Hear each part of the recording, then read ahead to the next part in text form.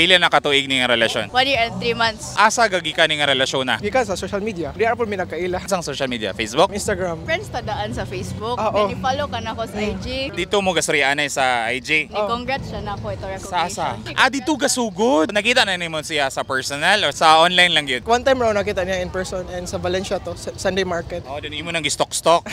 Kamanday na ako niya daan, like, uy, siya pa din eh. Mo ni hi ka og ni congrats sa iyong recognition nato. Perfect opportunity naman po to. Nairason ba mapalusot? Pila man ka weeks or bulan ang conversation o sa kay murag ni confess sa iya ha? Kuan la. Best? Wala confession na hitabo. Pabalo na interesado ba? So ikaw po naka-interest na buga sa iya ha, daan? Okay, ilingawan po siya ka storya ba?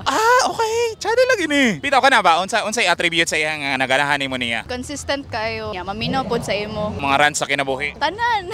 Ikaw nganong siya? Para na ako dreamy ang academically inclined. Naan niya tanan. Hindi na to mo sa usan ng tanan? Ay hala, mauntan tang sunod lang. Hangtod sa asa ning nga relasyon. Hangtod sa kantoran, yeah.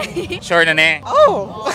Mensahe na lang sa usag-usa. Basta kay ma-maintain lang ang spark. I look forward to a good future. Mura po na. Reply. Basta magka-okay ra jud ta. Kasi nabta na po ta. Na naman may sabot. Kanara?